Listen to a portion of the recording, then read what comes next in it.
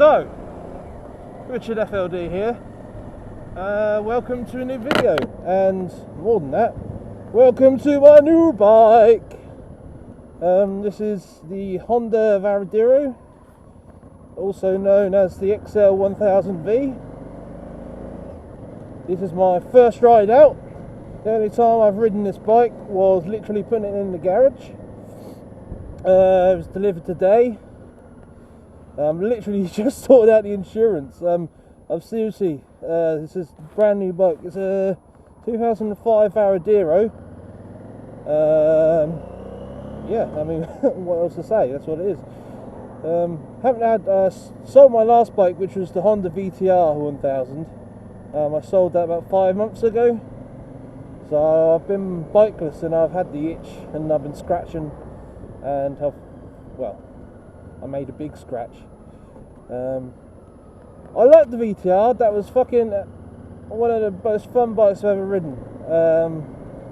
Mostly because of the engine, which was one of the main reasons I bought this Varadero. That, and although I liked the VTR, the riding position on it was horrendous for someone like me. I've got really crap wrists, and I couldn't go more than 10 miles on the VTR without getting, without losing all movement and feeling and everything in my hands. And yeah, it's not fun trying to reach for a lever or do something and not being able to use your hands. Being able to use your hands is a bit of a necessity or a prerequisite on a motorbike. So I thought, got to get away from sport bikes. So I was looking at the Pan-European, the XL1000s. Thought they were a little bit too sedate for my liking, although whatever. But then I come across the Varadero. I'd never really seen one before, but instantly, as soon as I started reading up on them, the more I read, the more I liked it. So I've ridden one before. I tried one out. A friend let me have a go on his, and instantly I fell in love. It's more or less the same engine as the VTR, a few less horsepower, a few more torque, so that kind of sort of evens itself out. It's a lot smoother.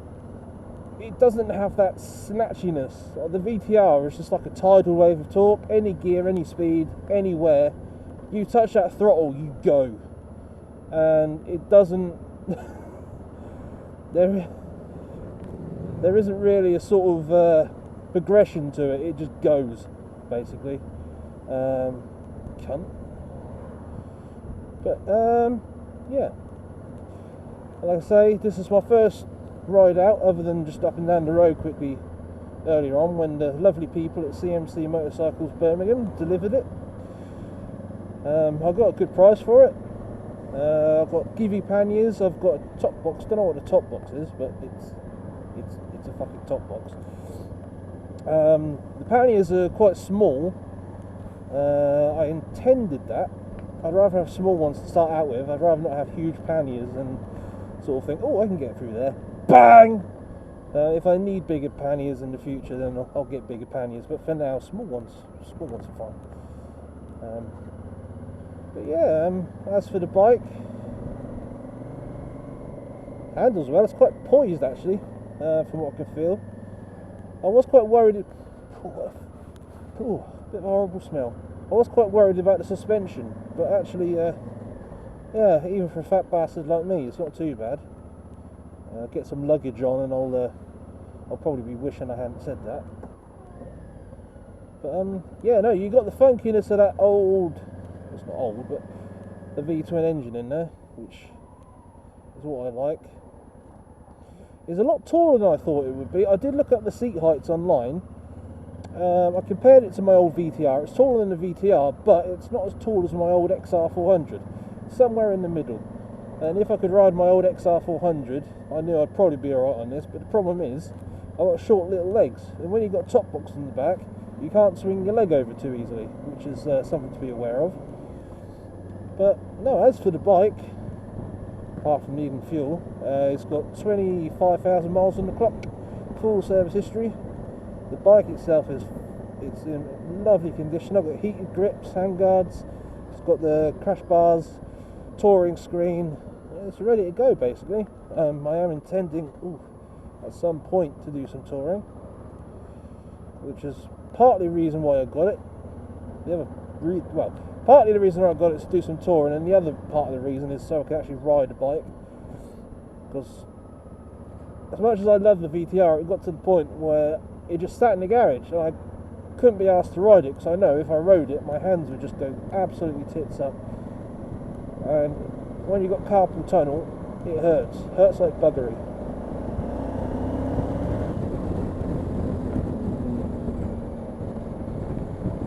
But that lovely tall screen, oh, what are you, dirty fuckers? That lovely tall screen is a blessing. I'm not getting buffeted by the wind at all. The seat on this thing is comfortable. Like I say though, it is quite tall. I have to sort of stand with my tiptoes down if I want to hold the bike up. But yeah, I'll just fill up with some fuel, some go juice. I won't get far without go juice. Oh, there's always when you want to.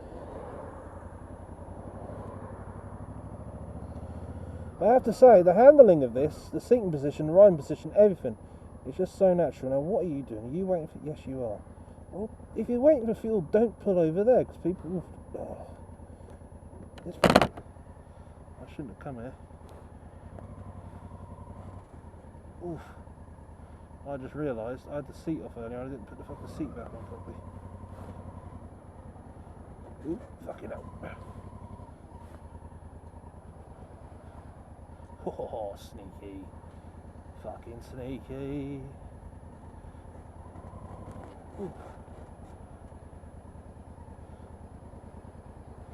I'll have some of that. Neutral. Side stand down. Switchy offy. Bang.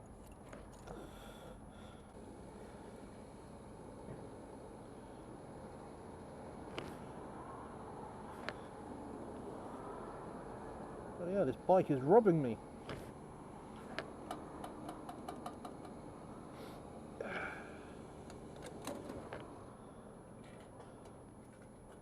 Now I've got to get off the fucker. Make sure no one's looking.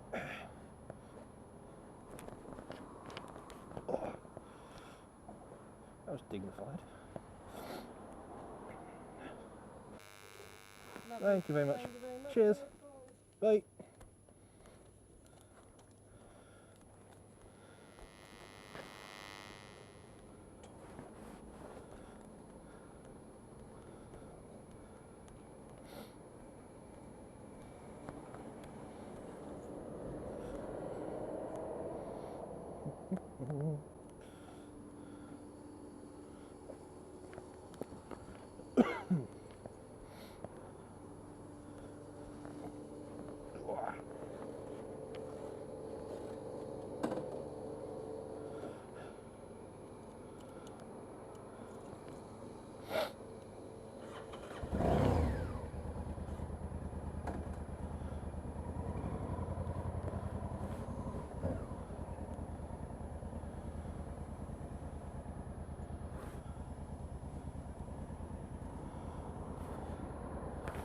Come on, you fucker. Oh, fuck you, mate. I could have gone. You should never know how quickly any of these bastards are driving though. I must say, given how tall the bike is, low speed manoeuvrability isn't as bad as I thought it was, although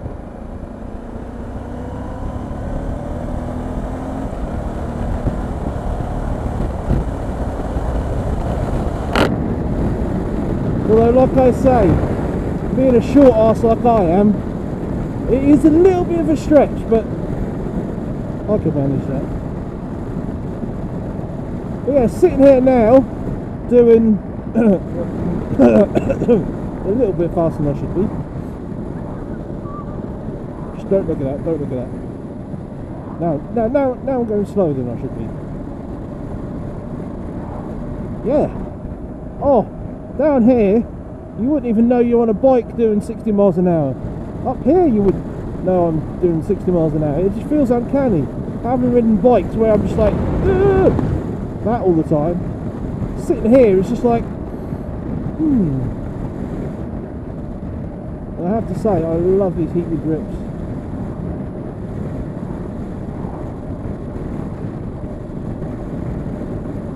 Oh, the comfort of this thing is unreal. I never knew a motorbike could be this comfortable.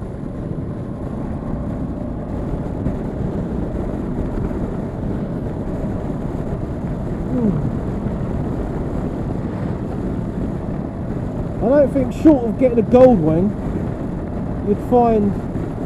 I've sat on sofas that have been less comfortable than this. But then, it's what it was designed for, I suppose.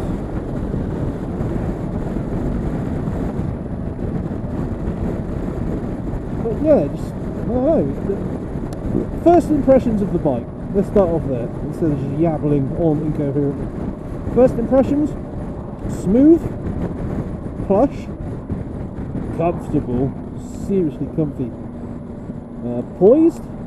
The seating arrangement, the seating position and riding position is just first class. First class. Hey, the word I'd use to describe it is natural. It just fits, it's just right. You're not over the tank trying to hold yourself up. It's perfect.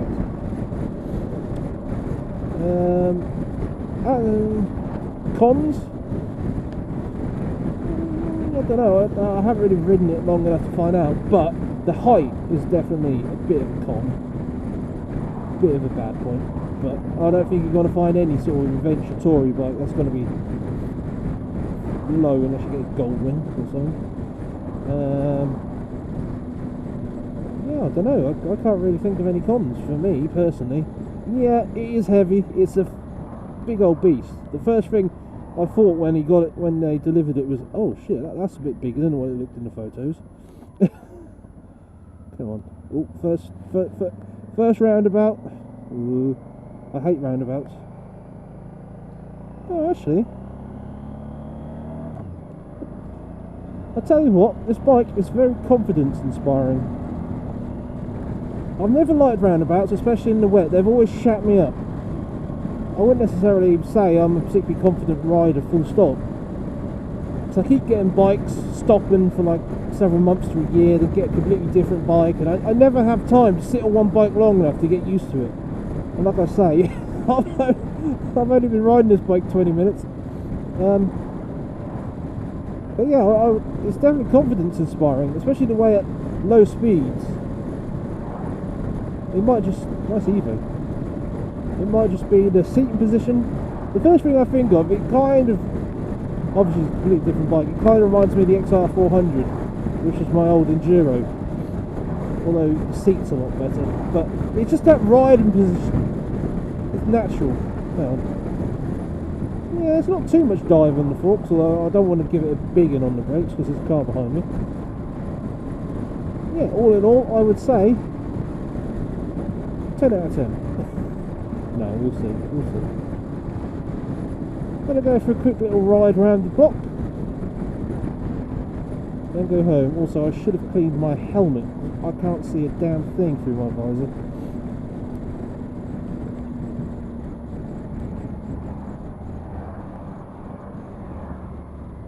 You fucking wait there.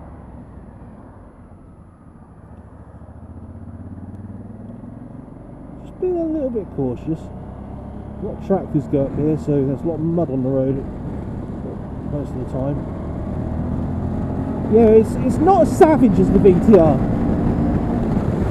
That much is apparent, although with this much wind deflection and its seating position, I don't know, it kind of alters your sense of speed. One train. Oh no,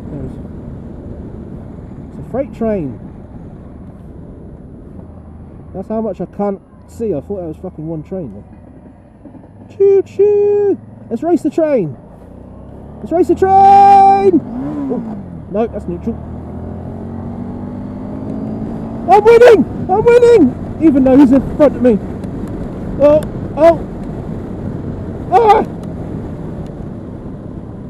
Whee!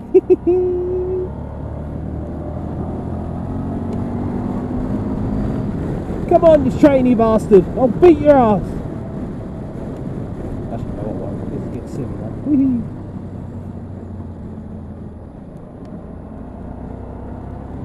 Oh, there he is.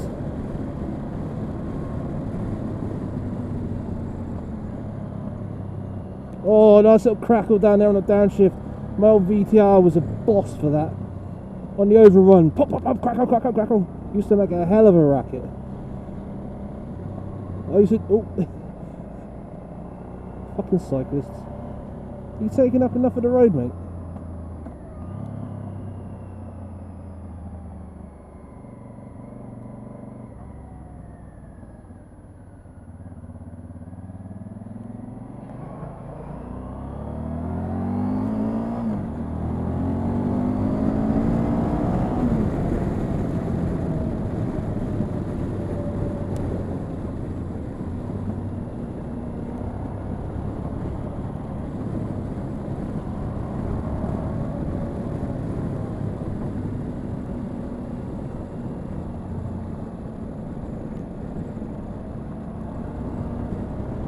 Oh, such lovely legs. Oh, isn't it nice?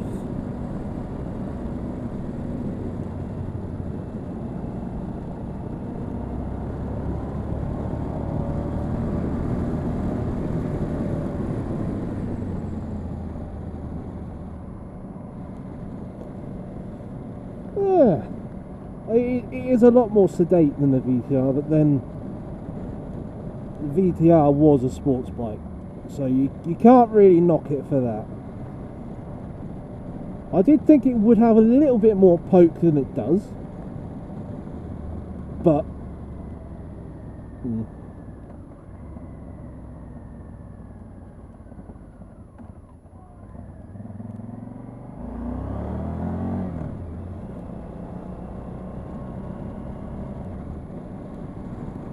I think I'm going to have to go clutchless on first and second, because that seems to keep finding neutral quite a lot. Then my VTR used to do that as well, funnily enough. Probably the same gearbox. Oh, those pops and crackles. Ooh.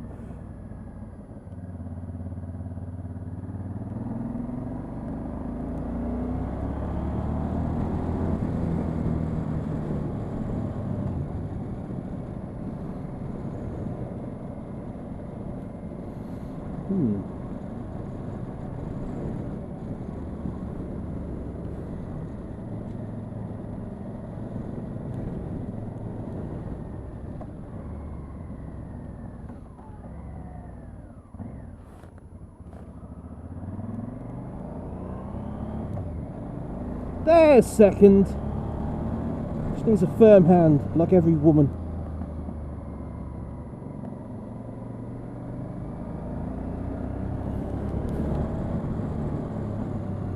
I have to admit, it kind of reminds me of riding an enduro. I mean, I know that some people sort of call these big enduro sort of adventure bikes, even though then you'd be fucking insane in the membrane to take this off-road, but it's certainly got a quirkiness about it. But as for now, that's all. Peace out. Catch you later.